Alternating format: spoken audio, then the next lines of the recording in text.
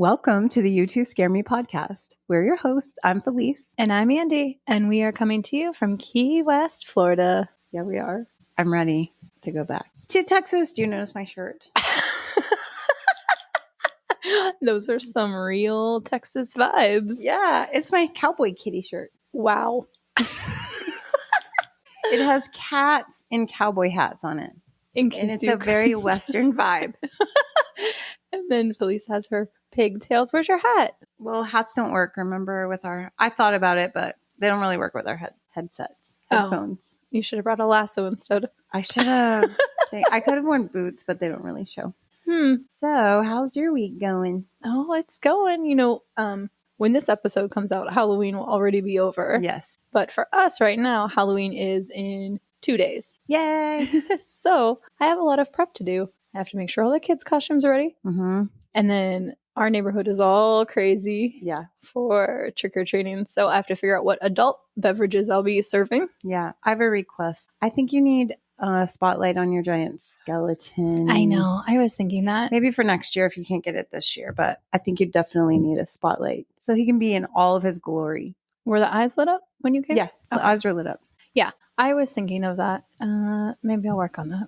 We did stop at Home Depot today. You did. Family Home Depot trip. And it's fun around the holiday. Like any holiday, it's so fun. Well, also our shopping experiences are extremely limited in Key West. So Home Depot, when the Halloween decorations are going on sale, it's a good time. Absolutely. Yeah, we got our gargoyle now, the newest edition. Oh, your gargoyle. So we got a great deal on that. And then I had to try to explain to the kids what gargoyles were. And then that got weird. Well, sometimes it's hard to introduce new concepts. Yeah. Like gargoyles. I mean, and then I was like, I wonder how many 4-year-olds are having a gargoyle conversation with their family at this time. I know. Okay, I want to pause for just a second. In case you haven't figured this out yet, first of all, Andy and I just had a little consult. Sidebar off camera. And in case you haven't figured this out, we are teachers. Surprise, everyone, we're teachers. But so I was saying, what do you think? You think it's okay to say that we're teachers? Are you ready to divulge that information? She said, sure.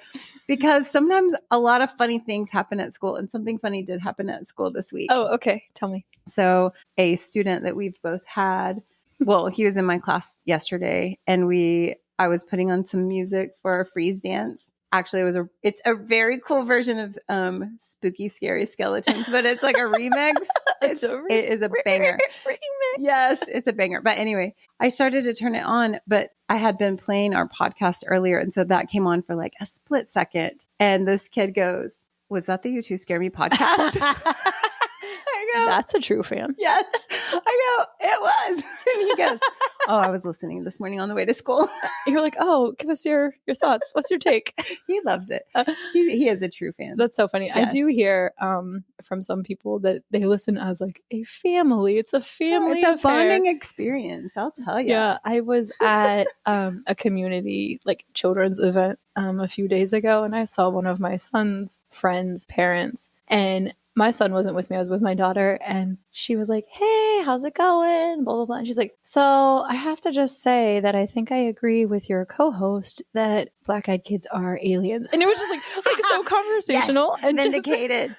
But it was just here we are in this like scorching hot, like summer. Well, it feels like summer because it was 87 degrees. It still feels like summer here. Yeah. But you know, at this event, like everybody's so sweaty. Everyone's in their costume trying to pretend like it's like a crisp fall day, and it's like 100% humidity. Yeah. So everybody's sweaty and like, you know, little kids everywhere. And it came out of nowhere, and I was so caught off guard, you know, in the bright sunshiny day. And I was like, oh, wow. Oh my gosh. I was like, so I'll funny. let her know. Wow. Well, thank you. Shout out, Emily. Yes. Shout out. Thank you very much.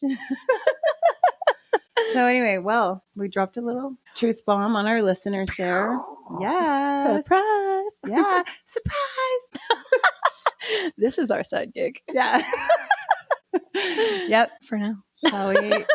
For now, maybe that'll be our side gig someday. Oh, yeah. You know, we can just co-teach part-time. Oh, wow. That would be something. That would be fun. Ooh, that would be so fun. Oh my gosh. Oh my gosh. Now I'm going to be thinking about that. Yeah. Anyway. All right. Well, if this is your first time tuning in, hey there. We are just two girls who love a good ghost story and everything spooky. Everything. But don't worry, we respect the forces behind the things that give us the chills and make us check behind the curtains. And we know to keep a safe distance. We love a good time, though, so you can expect some giggles as we tell our stories. We hope to bring you stories that make you question what you know, double check that the doors are locked, and wonder what exactly that shadow in the corner may be. Oh no. Just a heads up, kids. This podcast is for entertainment purposes only. We're here to tell spooky stories, not give professional advice, or present hard history. Some topics may be sensitive, so keep that in mind before we begin. We're not just here for the jump scares. We're here for the deep dive. If it's got creepy history, we are in. Are we nerds? Yep.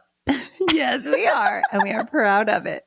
Dive into the shadows with us as we bring you haunting tales in this episode of the You Two Scare Me podcast. Shall we dive in?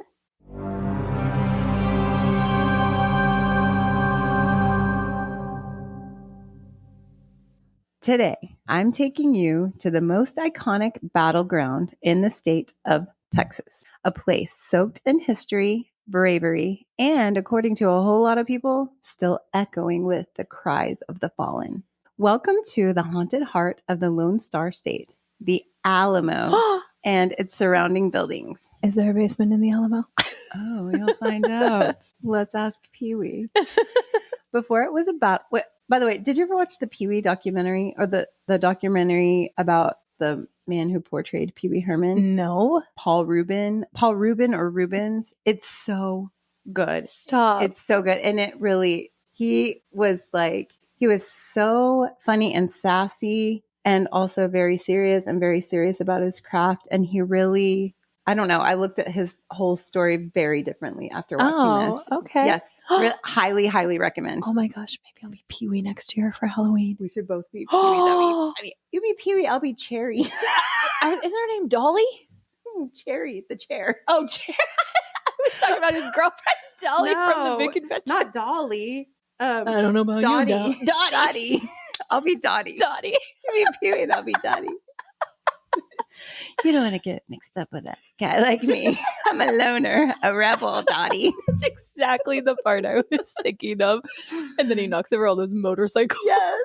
Oh my gosh. We really actually should have a viewing party of Pee-wee's Big Adventure. Let's do it. We have a strange, odd obsession with Pee-wee's Big Adventure, and I love it so much. It's like the most random thing. Oh my gosh, it's just like that book we were talking about. Which the one? Girl with the Silver Eyes. Oh yeah. Oh yeah. We realized that we read the same youth fiction novel when we were kids, and we were obsessed. So obsessed. And it highly recommend. Yes. And it had such a big impact on us that all these decades later, we still remember and are talking about it. And it's about telekinesis. And I'm still obsessed with telekinesis. I tried so hard. I'd be like, me too. I'm still trying. Sometimes. Anyway. Okay. Back to the Alamo. Back to the Alamo. Okay. I'm going to start over again. Welcome to the haunted heart of the Lone Star State, the Alamo, and its surrounding buildings. Before it was a battlefield or a ghost magnet, the Alamo started out as a Spanish mission called San Antonio de Valero. It was founded way back in 1724 by Franciscan priests who were like, hey, let's convert some folks and build a really impressive adobe structure while we're at it. In the 1700s. Like great time. For decades, it served as a mission for local indigenous people. That's a very nice way of putting what was actually happening. Right. Very PC. Yeah, very, obviously they were forcefully converting indigenous people for decades. Anyway, in 1793, it was secularized and slowly morphed into a military outpost. Okay. By the early 1800s, it was being called the Alamo, named after a Spanish cavalry unit from Alamo de Parras. Oh. Thank you. Very nice. Thank you. Now, fast forward to 1836, and this place becomes the epicenter of one of the most brutal and heroic moments in Texas history. For 13 days, around 200 Texian rebels, including James Bowie, William Travis, and yes, Davy Crockett, held out against thousands of Mexican troops under General Santa Anna. So I didn't know this part. The word Texian primarily refers to an inhabitant of Texas, particularly during the period when it was part of the Republic of Texas. Oh. So 1836 to 1845. It was the term used before Texan became the more common term after Texas joined the United States. Oh, okay. I never knew that. I mean, I did probably learn that in 7th grade, as we discussed before, but it didn't stick. That part, unfortunately, was left behind. Yes. These Texian rebels were massively outnumbered, but they stood their ground. On March 6th, Santa Anna's forces stormed the Alamo. All the defenders were killed. Their bodies were burned or dumped into mass graves. It was brutal, it was bloody, and it burned itself into the soul of Texas forever. Wow. The hauntings began immediately. Oh, geez. Yeah. Isn't that crazy? That's a quick turnaround. Right? After the battle, Santa Anna ordered the Alamo to be demolished. He commanded his forces to wipe it off the map and erase the memory. But when Mexican soldiers were sent to start tearing it down, they didn't get very far because, according to several reports, they ran away screaming. What did they hear? What did they see? Oh, just your average case of being met with 6 flaming ghost soldiers guarding the place with sabers made of fire. Stop it. That's badass. Yeah. Santa Anna's forces called them Diablos. Ooh, translation, devils. Thank you. Wow. General Andrade, Santa Anna's field commander, tried to complete the mission himself, but claimed to see a tall, ghostly figure atop the long barracks holding balls of fire in both hands, standing in front of the chapel. Oh, that's awesome. I know. Whoa. Is that Davy? I don't know. Needless to say, the demolition didn't happen because even in death, the Alamo wasn't going down without a fight. Oh. Let's talk about the hauntings that still happen today. First, there are reports of Franciscan monks, long dead ones, roaming the halls of the old chapel. Visitors have described silent, robed figures walking through the corridors, then vanishing through the walls. And then trying to convert them. Probably. I don't know. Some believe they're spiritual guardians of the site. Others think they're trying to protect the many souls buried on the grounds. Wow. Then there are the ghostly soldiers, rangers, tourists, and even San Antonio locals have reported shadowy figures, disembodied footsteps, the smell of smoke, and the sharp, sudden sounds of musket fire echoing through the night. Ooh. Yeah. I like this. You haven't been there before? I haven't. Have you? Oh, yeah. Okay. It's much smaller than I thought it was going to be, but it's really pretty at night. Like, it's all lit up at night. Okay. But it's not, it's kind of, I always thought it was going to be bigger. Uh-huh. It's kind of small. And anyway. You didn't have any experiences? No. Okay. I went there. My dad loves to go to the Alamo. That's his favorite vacation. Oh, okay. So we went a lot, but I didn't see any ghosts. No flaming balls. No flaming balls. Nope. Security guards at a nearby former U.S. post office witnessed 2 men rolling a cannon down the street before vanishing into thin air. Stop. Isn't that cool? Oh my gosh. A sorrowful ghost believed to be General Manuel Fernandez de Castellan has been spotted, hands behind his back, head bowed in quiet regret. How do they know it's him? Well, he had opposed Santa Anna's order to execute Texian prisoners, and he was nearly killed for his compassion. Though he died months later at the Battle of San Jacinto, his spirit reportedly lingers at the Alamo. Could he be mourning what he was not able to prevent? So he was trying to come in and help the prisoners, but nope. A little blonde-haired boy has been seen in the upstairs window, possibly a child who survived the battle but lost his family. On the roof, the spirits of a man and young boy are said to leap hand in hand off the parapet in an endless loop, their residual energy echoing a tale from Santa Anna's troops who saw a man and a child leap to their death during the siege. I don't know why that part gave me chills, but I got chills with that one. I know. Oh. Over and over, people see that. Wow. People say lights flicker on and off, alarms go haywire, cold spots appear out of nowhere, even in the brutal Texas summer. And some visitors leave the chapel with an overwhelming sense of being watched. One ranger even refused to go inside the building again after seeing a full-body apparition standing in the shadows. Ooh. A tourist once posted a photo online that showed a pale figure peering out of one of the upper windows. There was nobody inside, at least. No one living. Oh, cool. Here's the thing. Everything around the Alamo is a cemetery. Hundreds of people, soldiers, civilians, priests, were buried beneath the grounds over the years. Some in mass graves, some just wherever they fell. Oh, wow. Mm-hmm. During renovations, workers unearthed bones, old buttons, and broken weapons. It's kind of like Gettysburg. It's the same kind of vibe where it just so much tragedy happened in this one place, It's got to leave some sort of imprint behind. Mm-hmm. Which means if you've ever been to the Alamo and walked through the courtyard, you've probably stepped over someone's final resting place. Oh, it's a little spooky. It is. It's and sad yeah. too, because it's like they're unmarked graves and they didn't get that, right. There's resting, or like peaceful resting place. Also no recognition, right? Just of a life lived. Yeah, absolutely. No wonder the energy there feels unsettled. Mm-hmm. So here's the big question. Are these hauntings real? Some say it's all residual energy, trauma echoing through time, or people projecting ghost stories onto a site that's already soaked in tragedy. But believers, and there are many, swear that something's still there. Whether it's the monks, the soldiers, or just the stubborn spirit of resistance, the Alamo doesn't feel empty. Right next door to the Alamo is the Menger Hotel, built in 1859. If the Alamo is haunted by war, the Menger is haunted by love, tragedy, and one very famous ghostly barfly, Davy Crockett, king of the wild frontier. Sing it for us. Davy Crockett, king of the wild frontier. Woohoo! Yeah. No, wait. Is this where you would stay when you would go on your vacations to the Alamo? No. I stayed in the Holiday Inn, like up the highway somewhere. At the hotel, motel, Holiday Inn. We were just staying somewhere with a pool, man.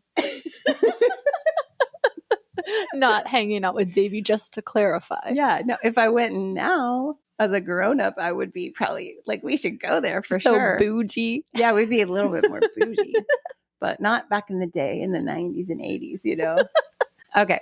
Crockett was a frontiersman, hunter, soldier, and politician whose larger-than-life image was shaped by both his own storytelling and the tall tales told about him. He gained early fame as a rugged bear hunter and sharpshooter before entering politics, of course. I mean, as one does. Yeah. Eventually serving 3 terms in the U.S. House of Representatives. Crockett became particularly notable for opposing President Andrew Jackson's Indian Removal Act, a bold stance that contributed to his political downfall. Oh. Yeah. That was probably not popular back then. But probably the right thing to do. Yeah, probably the ethical thing to do. As we know, ethics and politics don't often go hand in hand. Always go together. After losing the re-election in 1835, he famously declared, "You may all go to hell and I will go to Texas." What a great quote. Don't you love it? I do. I'm going to start using that. That should be like on the Texas license plate, welcome to Texas. You may all go to hell, but I will go to Texas. And he joined the Texian struggle for independence from Mexico. He arrived at the Alamo in February 1836, where he joined fellow defenders James Bowie and William Travis. During the final assault on March 6th, Crockett died, though exactly how remains a subject of debate. Oh. Some reports suggest he died heroically in battle, while Mexican accounts claim he was captured and executed afterward. Oh, everybody's got to have a hero story. Yeah. Regardless, his death helped solidify his legendary status. In the years that followed, he became a symbol of American frontier spirit, immortalized in books, songs, and even Disney shows. Yes. With his, what was it, like a raccoon? Yeah, that hat. That's exactly what I pictured. Yeah. I was going to ask you. Oh, you should have worn that. I know. I don't have one, unfortunately. Oh, I think that's kind put of gross. it on the Christmas list. No, I want a real raccoon for Christmas. A baby one, remember? Oh, well, you can just set it on your head. Let the tail drape down. You already know this. Anyway, today, Crockett's ghost is said to haunt the Menger Hotel in San Antonio, just steps from the Alamo. Guests have reported seeing a tall man in 1800s frontier attire roaming the lobby or standing near the bar. I love it. Often described as looking strikingly like Davy himself. Davy seems like my kind of guy. I know. I like Davy Crockett. Others believe his spirit lingers on the Alamo grounds alongside his fellow fallen defenders. Whether history or legend, Davy Crockett remains one of the most iconic and possibly still present figures from the Texas Revolution. That's awesome. That's a cool story, don't you think? Couldn't he be at both places, right? He's like, I'm going to hunt over at the Alamo. I'm going to go grab a drink over here. Yeah. I'm going to come back. Why not? Yeah. I mean, he seemed like a free spirit in life, so he's probably a free spirit in spirit too, right? A free spirit. A free spirit.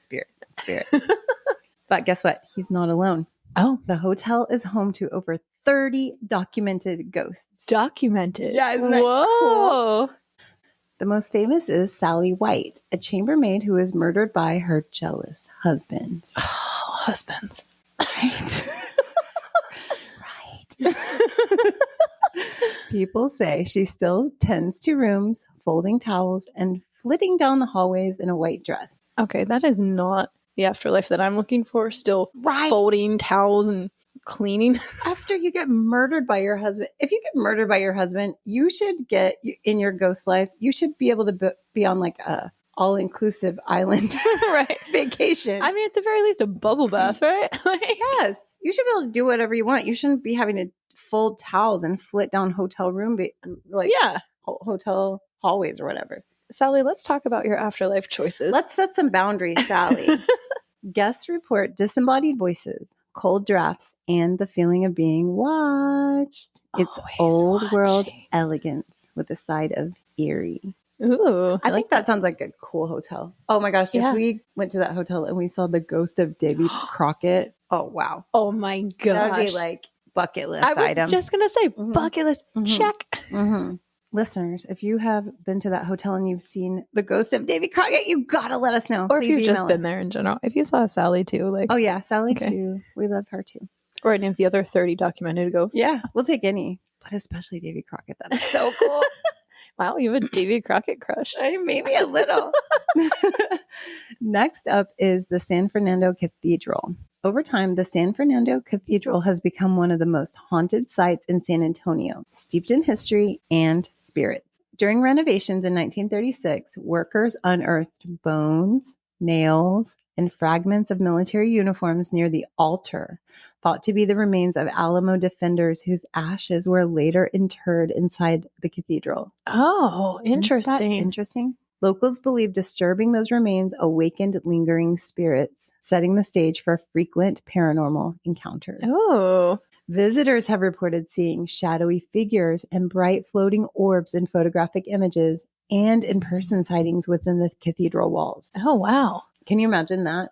Seeing a big, bright, floating orb? I can.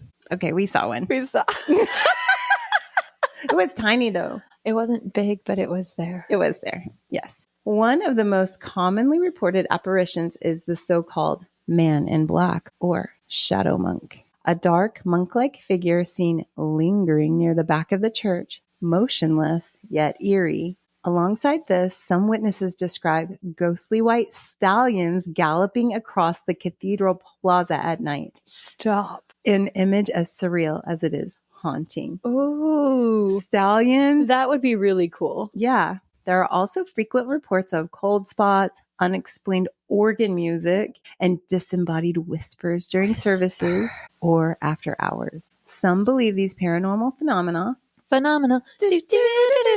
might even include the spirit of James Bowie, an Alamo hero who was married in the cathedral in 1831.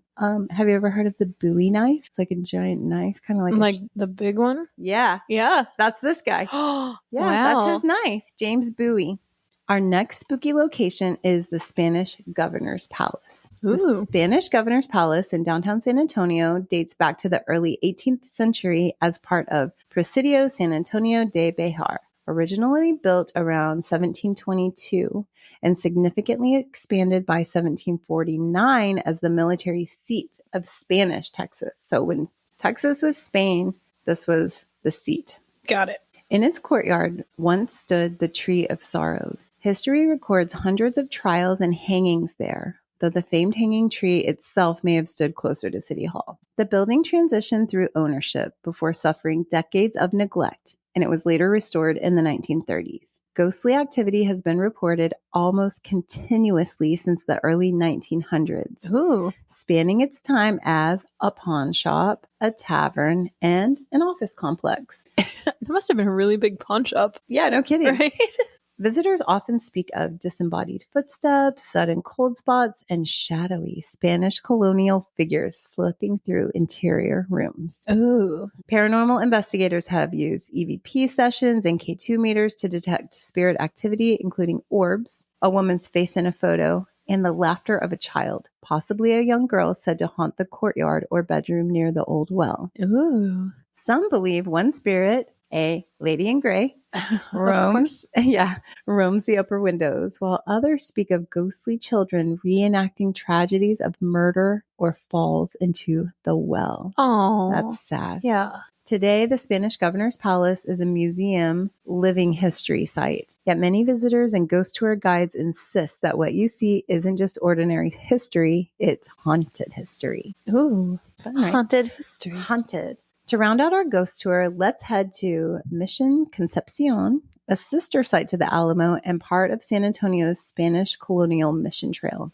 Mission Concepcion, formerly, get ready, Mission Nuestra Señora de la Purísima Concepción de Acuña. Wow. Mm-hmm. Great work. Thank you. Was founded in 1711 in East Texas and moved to San Antonio in 1731. I don't know how they moved it. Did they just move the people or the whole building? I don't have the answer to that. Built by Franciscan friars to serve indigenous Coahuiltecan peoples, the mission thrived agriculturally with its own ranch and quarry. And its stone church, completed in 1755, is considered the oldest unrestored stone church in the U.S. Oh, wow. That's kind of cool. Yeah. It witnessed pivotal moments in Texas history, including the 1835 Battle of Concepcion, one of the first engagements of the Texas Revolution. Despite its peaceful appearance, the mission is said to harbor spiritual echoes. Mission visitors and staff have reported sudden cold spots, a sense of being watched, and hearing phantom footsteps or distant chanting within the empty sanctuary. Chanting will get you. Do you remember when Gregorian monk chanting was hot for... in the 90s? Yeah. Yes. There was a small span of time where that was the jam. It was Gregorian chant with a sick beat. You don't even know. You don't even know unless you were there, guys. Local lore and ghost tour guides describe spirits of Franciscan friars, perhaps eternal caretakers of the mission, or even soldiers from the 1835 battle whose footsteps still reverberate through the nave. Unlike sites marked by violence and graveyards, Mission Concepcion is often described as serenely haunted. Oh, lovely. Yeah, isn't that nice? Less home to malevolent shadows and more to guardian spirits, echoing voices of its founders and the indigenous families who called it home. Okay. These gentle hauntings tie beautifully to its Franciscan legacy of peace and purpose, offering a haunting that's as historically and emotionally rich as it is deeply moving. Wow. That's kind of cool, right? Yeah. Serenely haunted. Yeah, serenely I like haunted. that. The Alamo might be San Antonio's most famous haunt, but it's just one chapter in a city layered with history, mystery, and more than a few uninvited guests. Remember, the past may be gone, but in San Antonio, it walks beside you. And remember the Alamo. Oh! Remember the Alamo. Yes. I loved it. Yeah. Cool. Would you want to go to any of those? Yeah, I think I have heard that San Antonio is lovely, actually. It is lovely. Actually, it's my favorite city in Texas. It's wow. So beautiful. Yeah. Bold statement from a Texan. Thank you. And also the food is delicious there. Okay. Yes. Let's go. Yeah, let's go. Okay. We really need to go. Yeah. For sure. Okay. Let's go next summer. Let's just make a trip. Okay. Let's do it. Okay. And then we'll look for Davy and the stallions and the monks and the serenely haunted. Hopefully we don't see the 6 people with balls of fire coming out of their hands. That would probably be that might be a little intense. After that, we would be straight bubble baths the whole time. Yeah. We're like, yeah. Yes. Wow, oh my gosh. That was awesome. Thank you very much. I'm glad you enjoyed it. I must admit that I don't know much Texas history, so I'm learning so much from you. Thank you. There you go. Wow. Yeah. So I think it's time for Somebody Told Me. Let's go.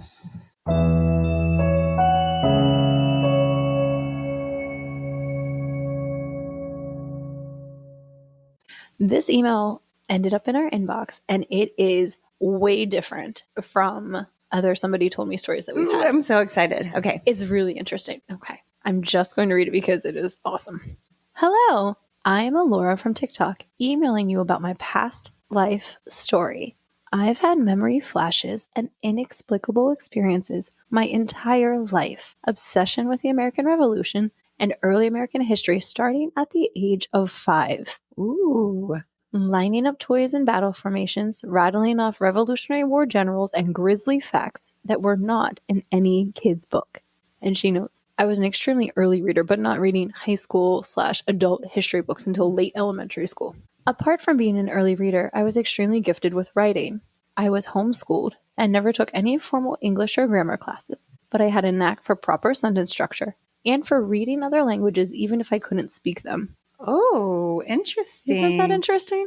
Mainly French and Latin.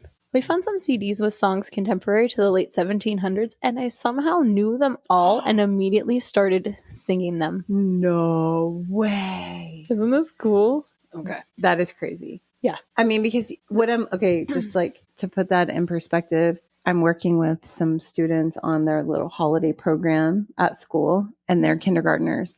And I feel like when we were kids, we all knew Rudolph the Red-Nosed Reindeer. Like, you just knew it. It was around. The reindeer. The reindeer. Rudolph the Reindeer. That's different. But these kids, I don't think that, I guess that's not really in the culture now as much. Okay. And so they don't know that song. So it just goes to show you that you have to be exposed to that kind of stuff to know Absolutely. it. You don't just know something. Right. Right. Especially when you're so young and those are such, you're still learning language at age 5, right? That's interesting. Yeah. Oh my God. When I was 7, my family took me to Ohio's only Revolutionary era fort. The entire time I cried and was only able to explain that it reminded me of a friend. At age 11, my dad and I took a trip to see his sister in Maryland. We had to take a weird detour through New Jersey. God knows why. Sometimes you just got to go to New Jersey. Go through New Jersey. All I know is that when we crossed into New Jersey, my right side and lower back started hurting out of nowhere. I thought that was really weird considering it was October, and every year that pain only happened for 2 days in the middle of July. What? How specific, right? Okay, so she's saying she was used to having that pain in July for 2 days every for 2 year. days, but this time it happened in October, and so when she was in Jersey, and she found that odd. Oh, yeah.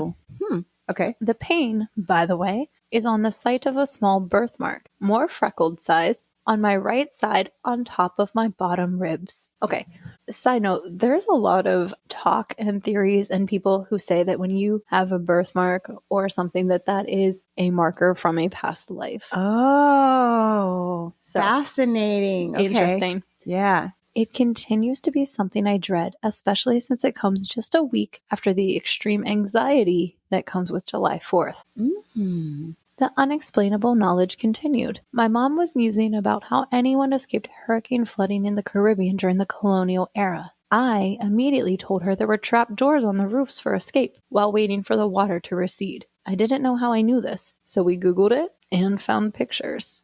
Whoa. Right? There's just a lot of knowing things. Yeah, knowledge. Yeah. From seemingly nowhere. Another time we were reading some of the Federalist Papers for history, and I was reading them out loud to help with comprehension. I continued reading one without turning the page, and my mom asked if I'd read ahead and memorized it. I turned the page, and I had recited the next paragraph flawlessly. Well, I'm just going to go ahead and say the education system back there was pretty darn good. I don't know any students now that have the Federalist Papers memorized. Do you? No. Nor do I. Wow. Nor do I.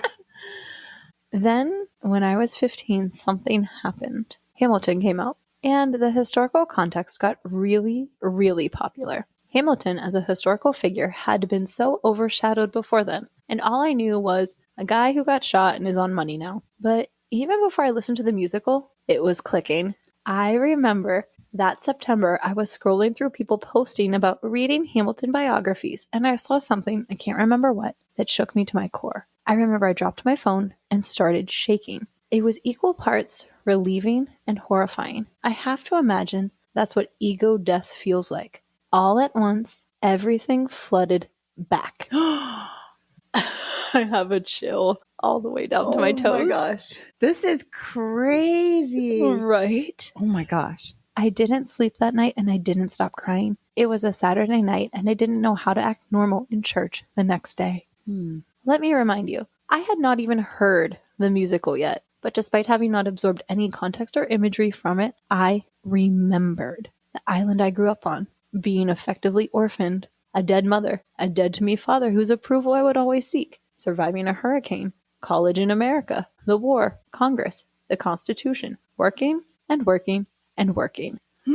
Loss and despair, never feeling like enough, and my death. The duel on July 11th in New Jersey, the gunshot in my right side, my death, July 12th. Oh my gosh. This is crazy. So, I have just chills. I can't. I don't know. This is crazy. I can't even imagine this. It was about a week before I listened. I sobbed the whole way through. It's incredibly surreal to listen to a musical written about you. Oh my gosh. Whoa. I spent a long time terrified to talk about it. I was afraid people would think I was projecting a fictional character onto myself, or that a personality split had occurred as a result of trauma I went through as a teen. It's only been the past 2 or so years that I've been fully comfortable talking about it. I know it's real, and that's all that matters. Whoa. Plus, there's so many things backing it up. Here's some parallels. When I was about 4, I asked my mom if I was a girl or a boy. I felt like I was both. Then I said, if I was a boy, my name would be Alex. The fort we went to when I was 7 was called Fort Lawrence. It was named after Henry Lawrence, once the president of Congress and the father of John Lawrence, my best friend and lover during the war. Oh.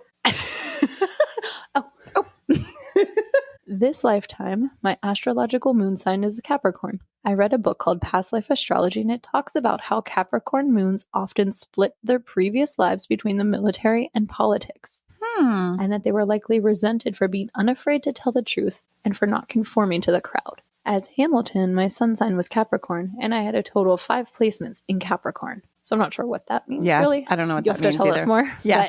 But, because she did say she's happy to answer questions. Oh, okay. I may be shorter and chubbier, but my facial structure and hair color / texture are exactly the same. I work in retail, and once every couple of months, people will hand me a 10, look at it, look at me, and do a double take. Oh my gosh, that's funny. Oh, that's so crazy. As Hamilton, my father abandoned us when I was 9. In this lifetime, my dad and mom got divorced when I was 9, although he continued to be in my life for way too long after that. Oh. As you can imagine, the present day climate is incredibly frustrating to watch as someone with my experience in government. And while I know I wasn't perfect and made a lot of mistakes, I believe I'm back in this life to understand some of the harm that I unwittingly caused, and to accept that I did a lot of good, and despite my insecurities, it was enough. And of course, there's a lesson to not push myself to overachieve and take a damn break. I'm still working on that one. Absolutely. Thanks for putting out this call and for listening. I'm happy to answer any other questions. Allura/Alex. Whoa. Oh, that's the craziest one we've gotten, I think. Whoa. I have never met a in person somebody who had such vivid past life experiences and recall, Also, for it to be like a well-known person. Right. That's really interesting. Yeah. I think sometimes it's like when little kids have these kind of behaviors or whatever, and they're able to track down who they were or whatever, it's not, right. It's not like a well-known person. But I think a lot of people who support the idea of reincarnation believe that people come back because they're trying to learn something in the next life, or, there's unfinished business. Right. That kind of thing. Like something that, challenges they have to overcome and things like that. Yeah. So interesting. That is really, that's fascinating. I really want to know, when she mentioned like when it all flooded back, and I can't imagine what that would be so overwhelming, I think. Yeah. Also, it would be hard, I think, to then know you're here, but maybe there are things about that past life that you miss, or, or like mistakes you made or whatever, right. Like I think that would be kind of a really difficult thing to grapple with. I agree. Yeah. Wow. Alora, whoa. Thanks for sharing. Alora, Alex. Yes. Wow. Thank you so much. And we probably will think of some questions for you. Yeah. And also thanks for finding us on TikTok and then doing the steps and going and emailing us and stuff like that. We really appreciate it. Yeah. And what a well-written and beautiful email. Yeah. Thank very you. Nice. Nicely done. Good on ya. And thanks to all of you for listening to this episode of the You Two Scare Me podcast. Have you checked out our website, you2scareme.com? You can find blog posts about our episodes, cool photos of us, and links to buy our spooky gear. Listeners, do you like what you hear? Help us reach more ears by sharing the show with your fellow weirdos. Also, go to our YouTube channel, like and subscribe. Like and subscribe. Like and subscribe. You can also help us by rating and reviewing us on Apple Podcasts, Spotify, iHeart, Amazon, and wherever you get your podcasts. Don't forget to check out our social media. Find us on Instagram at you2scareme_podcast or on our Facebook page, You2Scare Me. You can even follow us on TikTok, just like Alora. Just search You2 Scare Me Podcast, no spaces. Be like Alora. Yeah. Remember to send us your own spooky stories for our Somebody Told Me segment at you2scaremepodcast@gmail.com. That's YOUTWO scaremepodcast@gmail.com. Thanks for wandering through the shadows with us. Until next time, stay curious and beware what lurks beyond the light.